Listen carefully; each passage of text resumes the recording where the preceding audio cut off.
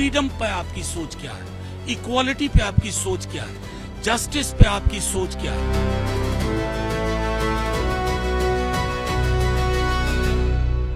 Social media पर viral cockroach जनता party के संस्थापक अभिजीत दीपके ने लोगों से अपील की थी कि वे ज्यादा से ज्यादा लोग दिल्ली एयरपोर्ट पहुंचे और 6 जून को वो प्रदर्शन करेंगे। लेकिन बीते दिन जिस तरीके से कॉकरोच जनता पार्टी ने अपने एक्स हैंडल पर अभिजीत दीपके के एक वीडियो को डाला है, जहां अभिजीत दीपके ने लोगों से अपील की है कि वह दिल्ली एयरपोर्ट पहुंचेंगे, लोग दिल्ली एयरपोर्ट ना पहुंचे बल्कि सीधे जंतर मंतर पहुंचे। साथ ही साथ उन्होंने कहा है कि अगर लोग दिल्ली एयरपोर्ट पहुंचते हैं तो आम लोगों को काफी ज्यादा परेशानी का सामना करना पड़ सकता है। ऐसे में अभिजीत दीपके ने यह भी कहा है कि वो दिल्ली एयरपोर्ट से निकलकर सीधे पार्लियामेंट स्ट्रीट थाने जाएंगे, जहां जंतर मंतर के प्रदर्शन को लेकर के वह इजाजत लेंगे। लेकिन दिल्ली पुलिस की तरफ से जो जानकारी मिल रही है कि अभी तक कॉकरोच जनता पार्टी की तरफ से किसी ने भी कोई परमिशन के लिए अप्लाई नहीं किया है।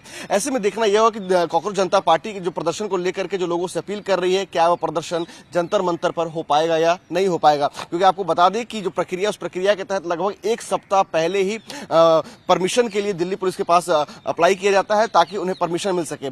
ऐसे में फिलहाल कॉकरोच जनता पार्टी के पास अभी तक प्रदर्शन को लेकर कोई परमिशन नहीं है। तो देखना यह होगा कि जब अभिजीत दीपके जब शनिवार की सुबह तकरीबन 8 बजे दिल्ली एयरपोर्ट पहुंचते हैं और उसके बाद जैसा कि उन्होंने बताया है कि वो पार्लियामेंट स्ट्रीट थाने जाएंगे परमिशन को लेकर के, तो दिल्ली पुलिस उन्हें परमिशन देती है या नहीं देती है। वीडियो सत्येंद्र सिंह के साथ प्रेरित कुमार, टाइम्स नाउ, नवभारत। नहीं, आपने मेरा लेटर देखा।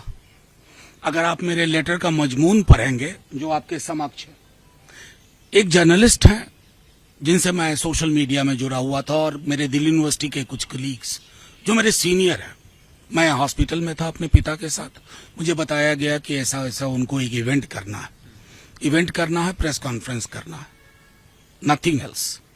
तो मैं तो अमूमन करता हूं, हर दूसरे तीसरे दिन किसी न किसी सिविल सोसाइटी के लिए करता हूं। आप में से कई पत्रकार हमसे रिक्वेस्ट करते हैं वेस्टर्न कोर्ट के लिए आप रिकमेंड कर दीजिए, स्वर्ण जयंती के लिए अभी शरद यादव जी का एक कार्यक्रम हो रहा है, उसके लिए रिकमेंडेशन दिया है। कई पत्रकारों की फैमिली में शादी होती है, वेस्टर्न कोर्ट के लिए कहते हैं, तो उसके लिए करते हैं रिकमेंडेशन। अमूमन प्रतिदिन रेलवे रिजर्वेशन प्रतिदिन पत्रकारों के भी होते हैं और एम्स की चिट्ठियां। तो मुझे बताया गया कि एक उनको इवेंट करना है और वो चिट्ठी है, क्लियर कट ये चिट्ठी कह रही है। हाँ, और उनको मैं जानता हूं। मुझे उसके बाद जब शाम को विजुअल्स आते हैं तब मुझे पता चलता है और मैं देख रहा हूं कि कई मीडिया के साथी बिना फैक्ट्स को वेरीफाई किए, बिना इस चिट्ठी के कंटेंट पे नजर डाले हुए मोटिव एट्रीब्यूट कर रहे हैं। मैं क्या ही कह सकता हूं, लेकिन यह स्पष्ट है कि सार्वजनिक जीवन में अगर आप कॉन्स्टिट्यूशन क्लब का ही अगर मेरे पुराने रिकॉर्ड्स देख लीजिए तो कितने ही सिविल सोसाइटी के ऑर्गेनाइजेशन है, rickshaw pullers, auto drivers, domestic workers, मैं सबके लिए करता रहता हूं। सुलभ हूं, लोग अप्रोच करते हैं और उसके बाद तो मैं समझता हूं कि इस पर कम से कम मेरी ओर से पटाक्षेप माना जाए। नहीं, उनके देखो, जिस भी फेनोमेना का वैचारिकी स्पष्ट ना हो, इस मामले में बहुत स्पष्ट हूं।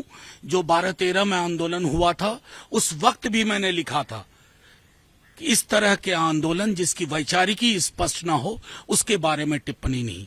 किसी भी एंटिटी के लिए, किसी भी घटना परिघटना के लिए वैचारिक रूप से आप क्या सोचते हैं, फ्रीडम पे आपकी सोच क्या है, इक्वालिटी पे आपकी सोच क्या है, जस्टिस पे आपकी सोच क्या है, सोशल जस्टिस पे आपकी सोच क्या है, सेक्युलरिज्म पर आपकी सोच क्या है, जब तक इस पूरे बास्केट का अध्ययन ना हो तब तक हर चीज को मैं समझता हूं टिप्पणी करना और ये डिजिटल फिनोमेना ही बन के रहेगा। आगे वो आपसे सपोर्ट मांगेंगे तो देंगे आप सपोर्ट? उन्होंने तो कल भी सपोर्ट मुझसे नहीं मांगा था। कम से कम इतना तो हुआ कि अब आगे कोई मुझसे अप्रोच करेगा कि मुझे स्पेस चाहिए तो मैं तहकीकात कर लूंगा किस बात के लिए चाहिए। नहीं, देखिए, अब ये चीज इस आजाद मुल्क में इतना चीज रहने दीजिए। उन्होंने मुझको अप्रोच किया, मुझसे चिट्ठी ली, उसके बाद उन्होंने वहां प्रोग्राम किया। Was it anti constitutional? तो वो अपनी उनके और हमारी एजेंसीज के बीच का मामला।